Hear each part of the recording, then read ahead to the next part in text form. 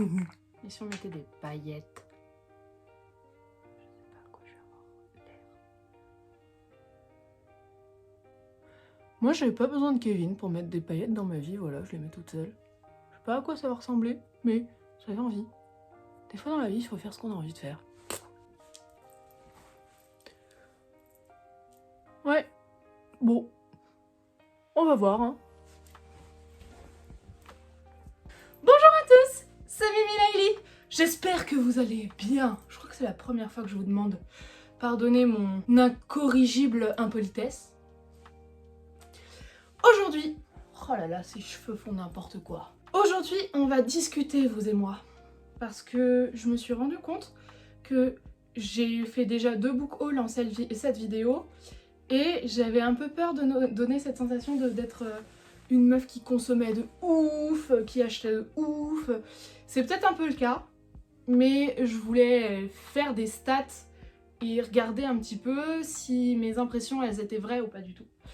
Et du coup aujourd'hui je vous présenterai pas de bouquin, donc si vous êtes là pour ça, vous pouvez m'abandonner lâchement et je ne vous en voudrais pas, promis. Si vous avez envie de m'entendre parler, eh bien asseyez-vous confortablement, prenez-vous un petit thé comme moi j'ai fait, avec une magnifique tasse offerte par ma meilleure amie qui ne suit pas mes vidéos, donc je peux dire n'importe quoi sur elle. Je peux dire par exemple qu'elle est merveilleuse, et elle l'entendra jamais. Voilà, bref.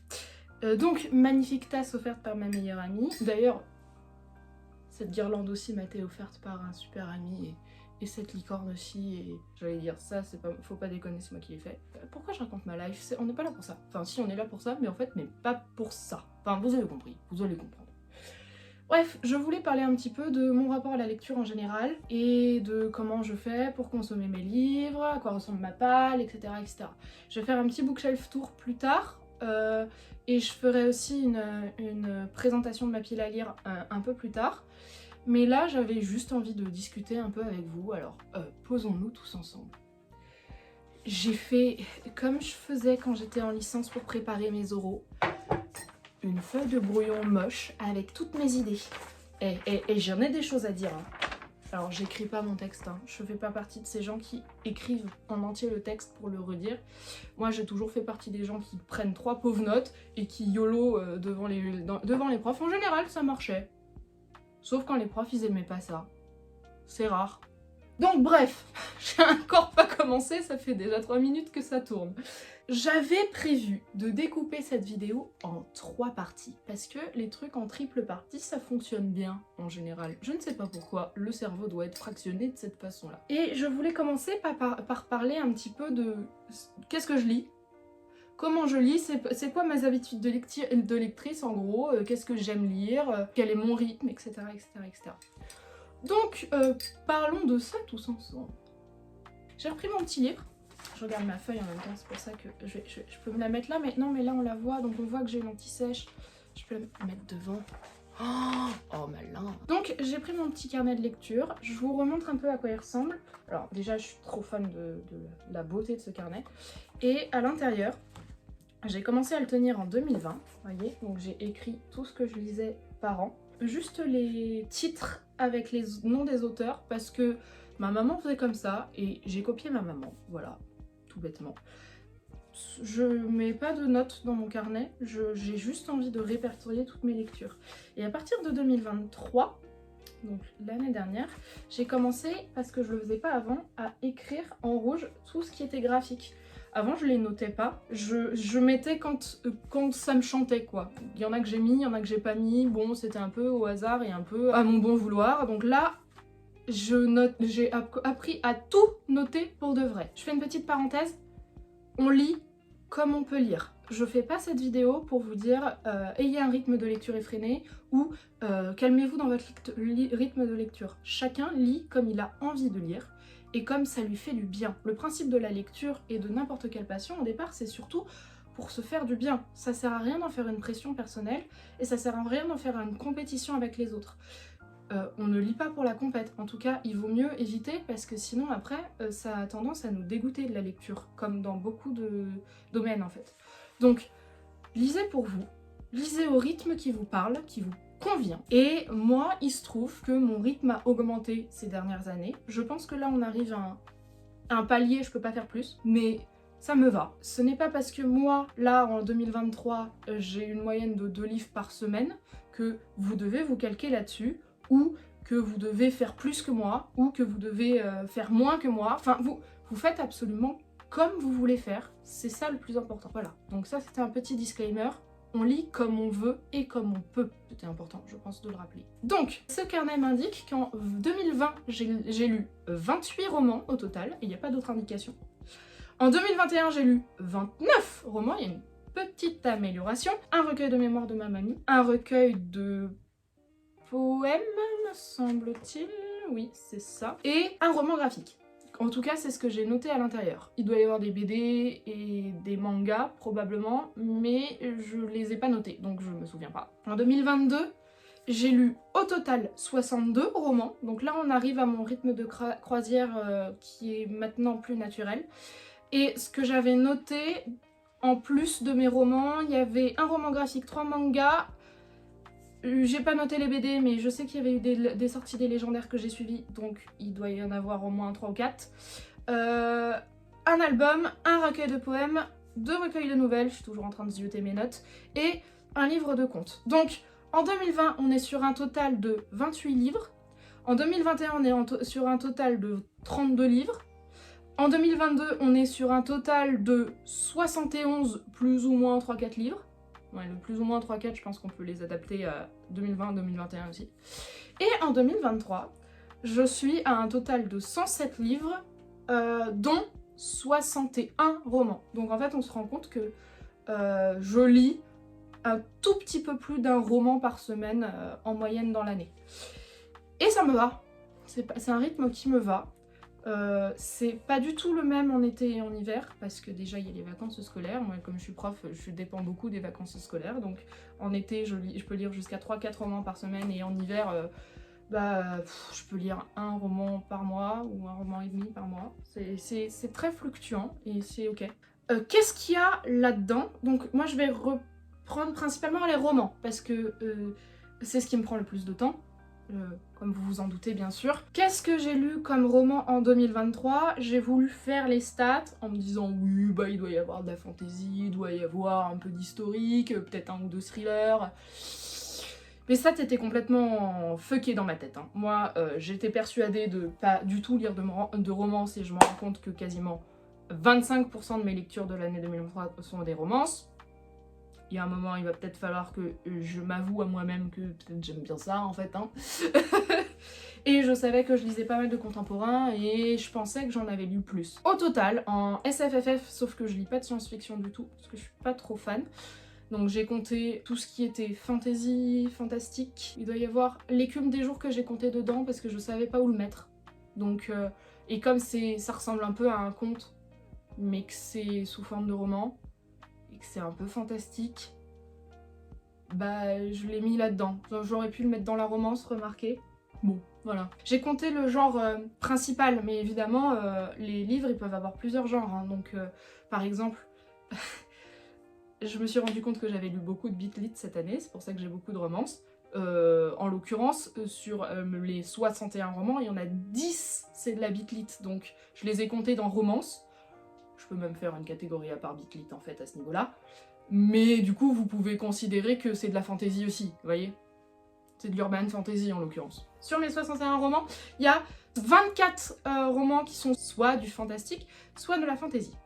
Dans ces 61 romans, il y en a 13 qui sont du contemporain. Pareil, là, j'ai pas compté romance contemporaine dans contemporain, j'ai fait contemporain dans un truc général.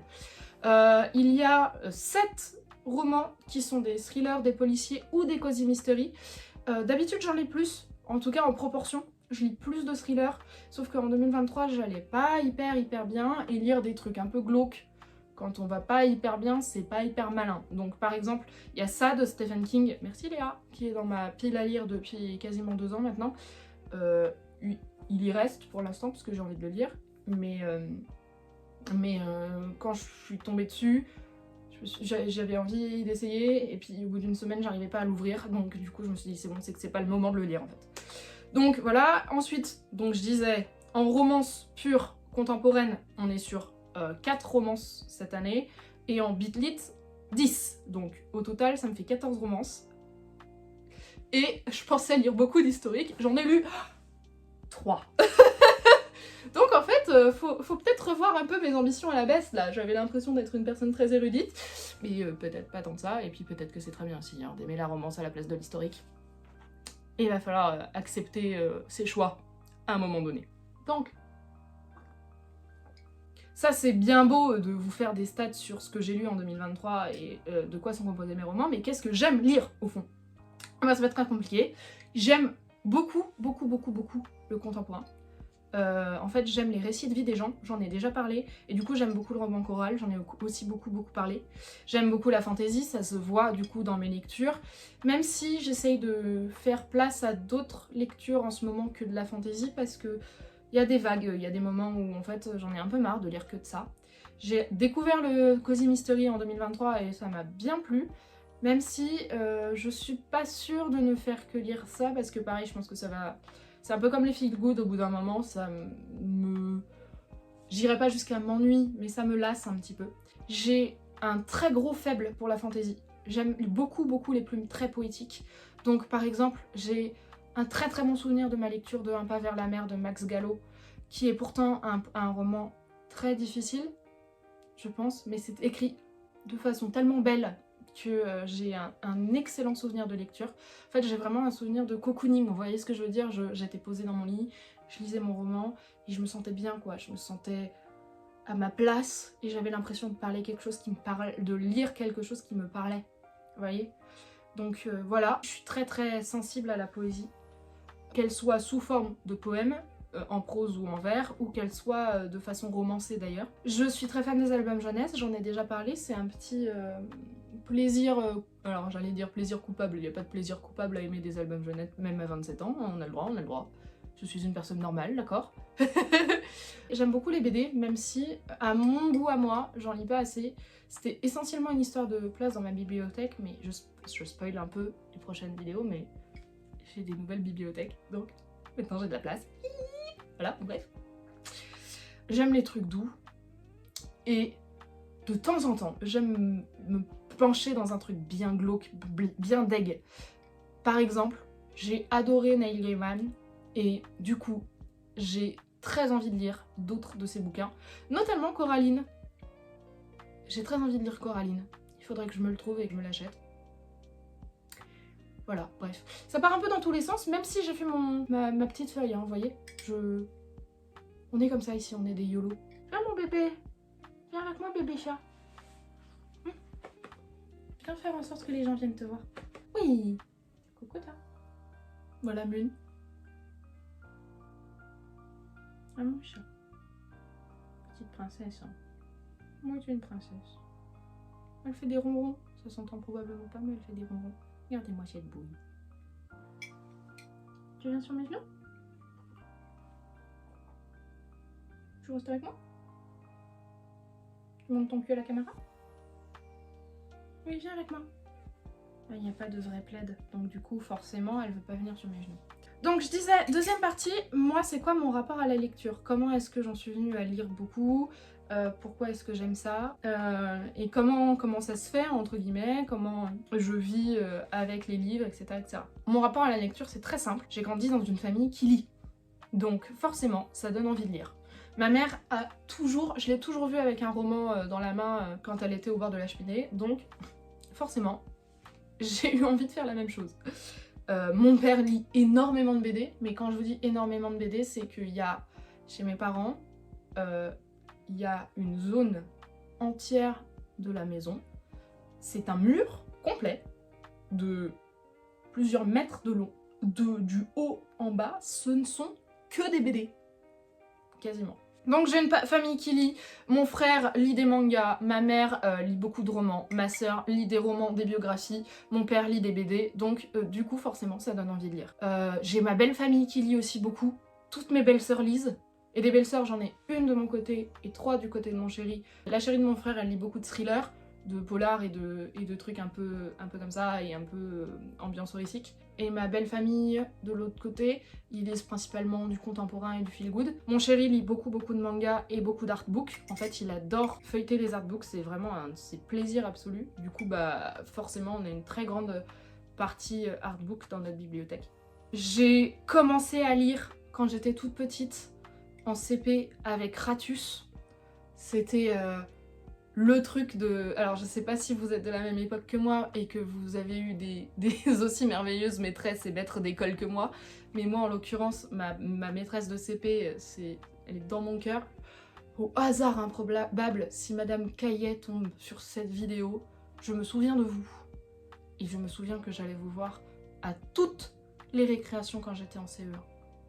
Bref, j'ai donc grandi avec Ratus, j'étais fan de Ratus. Mon grand-père en plus, qui dessinait beaucoup, il me redessinait Ratus, il me faisait travailler des dictées avec Ratus, enfin c'était génial. Et ensuite je suis tombée dans les légendaires. Je crois que je vous ai déjà pas mal parlé de ma passion pour cet univers de BD qui est vraiment beaucoup trop intense, tellement intense que mon chat porte le nom du Nil, sur lequel est né l'un des personnages principaux, donc on arrive à ce niveau-là de passion, figurez-vous. Et après, les livres de fantasy dont j'ai déjà parlé dans ma vidéo sur les romans qui m'ont fait et qui ont formé ma jeunesse. Comme beaucoup de lecteurs en fait, j'ai arrêté de lire quand j'étais en études, pendant près d'une dizaine d'années en fait. Même si j'adorais écrire et que je continuais à écrire et que j'ai même pris des cours d'écriture quand j'étais à la fac, parce qu'il y avait un truc très bien avec la fac d'Orsay où j'ai fait mes études de sciences, c'est qu'on avait le droit à prendre une UE, donc une matière en fait, qui n'était pas en rapport avec les sciences, en licence 1. Et du coup, moi je m'étais inscrite à un cours d'écriture qui faisait à la fac pour les étudiants et autres. Et enfin, le principe de ces cours-là était génial. On avait en gros 2h30 de cours, un peu moins d'une heure de création, où on avait soit un thème imposé, soit une forme imposée, soit des mots imposés, etc. etc. Bref, quelque chose d'imposé dans la création et ensuite libre à nous. Et ensuite on lisait nos textes à voix haute aux autres pour que chacun les commente et dise ce qui était bien, ce qui était moins bien, mais en même temps il n'y avait jamais de bashing. C'était très bienveillant, très doux. J'ai un excellent souvenir de ces cours-là. Vraiment, je regrette pas du tout d'avoir fait ça. C'était génial.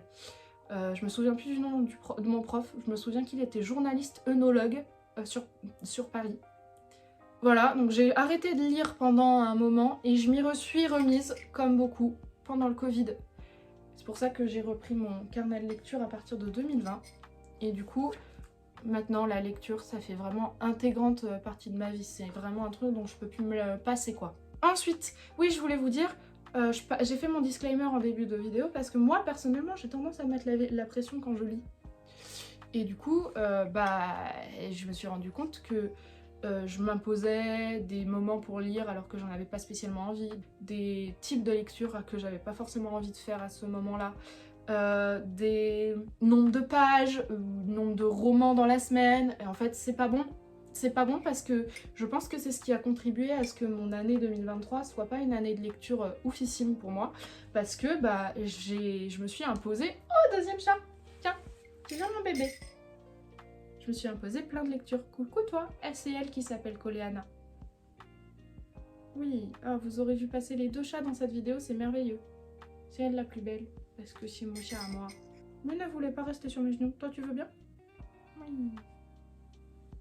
Oui, oui, oui, oui. Oui, yes. Ah, ça c'est une victoire. Parfait. Ah, je suis une femme comblée. Il me faut pas grand chose, il me faut des paillettes sur le visage et un chat sur les genoux. Et un thé dans la main. Et je disais, et comment est-ce que je fais pour choisir mes lectures? J'ai 2 modes de fonctionnement. Le premier, et celui que je suis le plus, c'est le feeling. C'est je me sens comment? De quoi j'ai besoin pour me sentir mieux? Est-ce que j'ai besoin de trucs horrifiques pour avoir des frissons? Est-ce que j'ai besoin d'un feel good parce que là j'ai la montagne? Est-ce que j'ai besoin de me plonger dans un univers de fantasy? En fait, je fonctionne beaucoup au feeling. Donc ça, c'est mon premier mode de fonctionnement, maintenant que j'ai appris à arrêter de me mettre la pression sur mes lectures.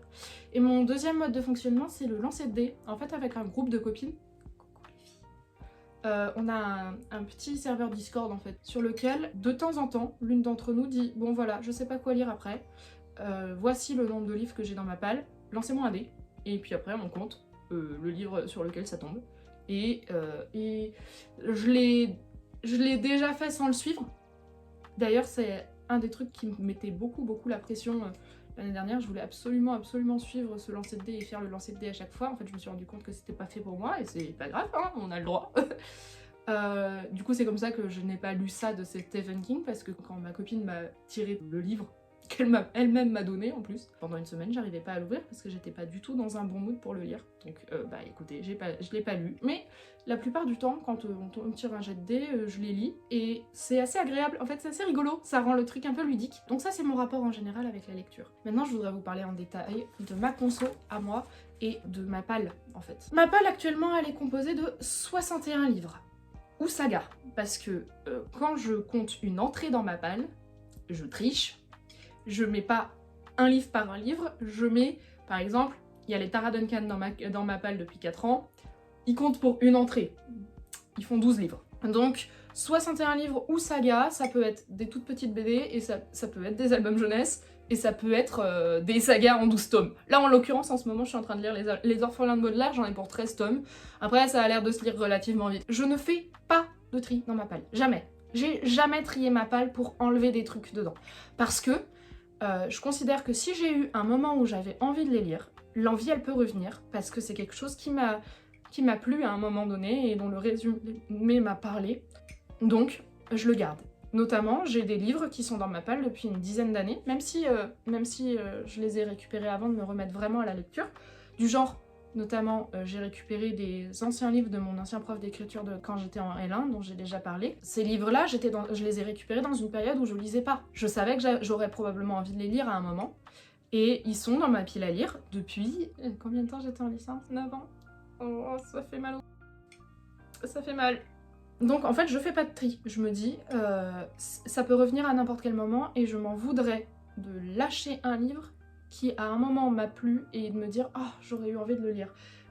J'aime bien cette phrase de Big Flo et Oli de « Il vaut mieux avoir des remords que des regrets ».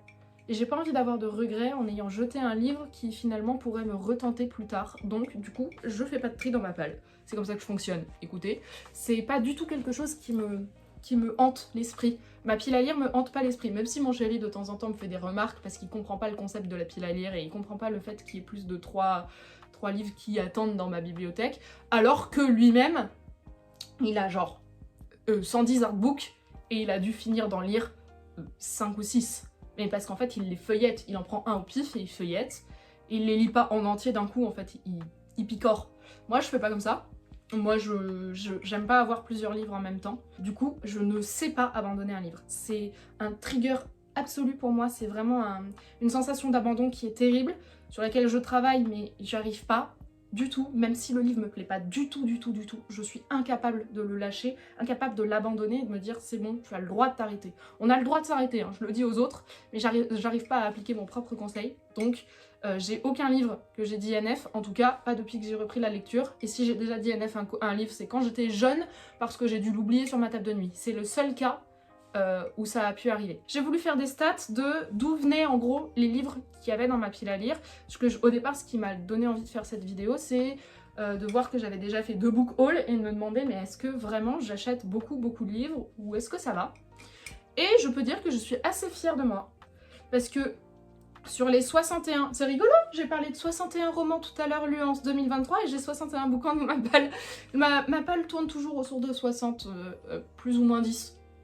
J'arrive pas à descendre en dessous et j'arrive pas à... Enfin si, ça m'arrive de monter au-dessus, mais généralement c'est parce que ce sont des toutes petites lectures, genre plein de petites BD ou de petits mangas ou d'albums jeunesse, et du coup c'est facile de la faire redescendre. Du coup, j'arrive à avoir pour l'instant un équilibre de pile à lire autour de 60 bouquins. Ce qui me va bien. C'est encore décousu ce que je dis, pourtant j'ai une trame, hein, mais... Et ma pile à lire, pour ne pas la voir, elle est cachée dans ma bibliothèque, c'est-à-dire que il y a absolument aucune façon de ranger ma bibliothèque si ce n'est par « Oh, cette couverture-là, j'aime bien la mettre à côté de celle-là ». C'est tout. Il n'y a pas de couleur, il n'y a pas d'ordre alphabétique, il n'y a pas d'ordre de réception, il n'y a pas ma pile à lire quelque part, il n'y a pas de genre. C'est vraiment genre « Oh, j'aime bien cette association de couverture ». C'est tout. Du coup, ma pile à lire est disséminée partout dans ma maison et bah du coup, je la vois pas. Donc du coup, c'est aussi pour ça que ça me prend pas d'espace mental. Donc dans cette pile à lire, je disais, il y a 22 des 61 livres qui sont des achats. Sachant que j'ai compté Tara Duncan comme les achats, même si c'est un achat que j'ai fait quand j'étais ado. Achat neuf, je veux dire. Du coup, je suis assez contente parce que 22 sur 61, ça correspond à 36% de ma pile à lire. Et c'est pas tant que ça, je m'attendais à ce que ce soit beaucoup plus parce que récemment, je me suis mise à acheter plus de bouquins. Mais en fait, ce qui contrebalance, c'est que, comme vous avez pu le voir, j'aime beaucoup fouiner dans les boîtes à livres. Donc j'ai 8 des 61 livres de ma pile à lire qui viennent de boîtes à livres, quand même. Et en général, je fais des bonnes trouvailles dans les boîtes à livres. Bah, j'ai lu tous les Twilight qui venaient de boîtes à livres l'année dernière, même si j'ai pas été hyper fan de Twilight, mais je suis contente de les avoir lus. Et tous les livres un peu classiques, avec des beaux reliés, littérature blanche, un peu vieillotte, je les ai trouvés dans des boîtes à livres et souvent ce sont des très bonnes lectures pour moi. Donc 8 sur 61, donc à peu près 13% de ma pile à lire qui vient de boîte à livres. De brocantes et d'achats d'occasion, j'en ai 19 qui viennent principalement de quand j'ai fait la foire Fnac à Dijon. Encore une fois, Léa, elle est partout dans cette vidéo. Cœur sur toi, bichette. Qui donc correspond à 31% de ma pile à lire. J'ai acheté mes d'occasion, donc à rarement plus de 4 € en seconde vie, ou sinon ils partaient au pilon, quoi. Je différencie ensuite les cadeaux et les prêts et dons. Les cadeaux d'un côté, c'est vraiment les gens qui ont voulu m'offrir le livre avec l'intention de ça va plaire à Mimi. Et ça, j'en ai 4 dans ma pile à lire, parce qu'en fait, généralement, les cadeaux, je les fais presser en priorité parce que je me dis ce sont des gens qui ont eu l'intention de m'offrir ça. Ce sont généralement des gens qui me connaissent. Et du coup, j'essaie de les faire passer plus vite. Là, il m'en reste offert par mon chéri et offert par un ami pour mon anniversaire. Sinon, pour le reste, ils ont été lus en fait. C'est pour ça qu'il n'y en a pas beaucoup des occurrences cadeaux, mais en fait, on m'en offre pas mal des bouquins. Donc 7% à peu près de cadeaux dans ma pile à lire et 13%, donc à nouveau 8, qui sont des prêts ou des dons. Ce que j'appelle dons, c'est genre tiens, je l'ai lu, peut-être il te plaira, est-ce que tu le veux? Et moi je regarde la couverture, je fais ok, d'accord. C'est pour ça que je fais la différence entre les deux. Et des prêts, parce que je disais tout à l'heure, beaucoup de ma famille lit, ma famille étendue, hein, je parle de ma famille à moi, ma belle famille, et du coup on se prête beaucoup des bouquins. Et j'ai du coup des copines qui me prêtent beaucoup de livres aussi. Voilà, donc ça c'est ce qu'il y a dans ma pile à lire, comment est-ce qu'elle est faite, comment est-ce que je la gère. Donc en fait, je la gère pas de ouf, hein, elle est pas trop dans ma tête. Une fois que j'ai fini de lire les livres, comme jusqu'à récemment, j'avais assez peu de place dans ma bibliothèque. Quasiment...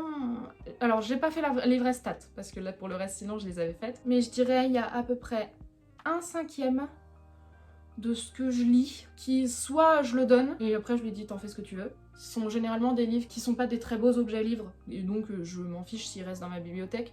Du genre les livres qu'on m'a prêtés, ou qu'on m'a donné en mode tiens cadeau, ou des livres que j'ai trouvés en boîte à livres, ou des livres qui n'ont pas été des énormes coups de cœur, mais qui peuvent plaire à telle ou telle personne dans ma famille ou dans mes amis. Et j'aime beaucoup poser en boîte à livres, et régulièrement je repasse voir si les romans que j'ai déposés sont partis, et c'est souvent le cas. Je ne crois pas que dans aucune des boîtes à livres que j'ai déjà utilisées, il y a certaines boîtes à livres sur lesquelles j'ai plus d'habitude que d'autres, il reste un seul des bouquins que j'ai posé dedans. Donc c'est que ça fonctionne ce système et ça me plaît beaucoup et moi j'adore, donc je suis vraiment très contente que ce soit un système qui fonctionne. J'ai fait le tour de, en tout cas, tout ce que je voulais vous dire. Là, il y a 2-3 petites infos qui apparaissent dans ma tête, donc j'en profite. Mes bibliothèques chez moi, on a la bibliothèque de manga qui appartient à mon chéri, dans laquelle j'ai genre 2 séries de mangas qui sont à moi parce que je lis assez peu de mangas en fait, mais voilà. On a la bibliothèque qui recense majoritairement les artbooks et les BD, je la regarde toujours à gauche parce qu'elle est là. Et après, des bibliothèques avec mes romans à moi, il y en a pour l'instant 2 qui sont pleines. Et il y en a 2 qui viennent d'arriver et qui sont pour l'instant bien vides. Et ça c'est très bien. Je peux flex parce que j'ai plein de place maintenant, c'est trop cool. Voilà. C'est très long, mon rush est très long, je n'ai même pas fini mon thé tellement j'ai parlé, mes 2 chats m'ont abandonné. J'ai trouvé que mes cheveux faisaient un joli truc là. Je vous ai pas montré, j'ai des nouvelles couleurs qui datent de... Alors ça se voit pas, on dirait gris, mais en fait c'est bleu et violet, qui datent d'il y a 4 jours. Et je voulais faire la vidéo tant qu'elles étaient encore bien flash. Voilà, là on les voit. De derrière, il y a une partie un peu anis, un peu vert que j'aime bien, mais j'arrive pas à la retrouver. Bref, sur ces belles paroles, j'espère que vous faites toujours de très bonnes lectures. Je vous souhaite une bonne continuation dans votre vie, d'être heureux absolument dans tout ce que vous faites et puis voilà. Ciao!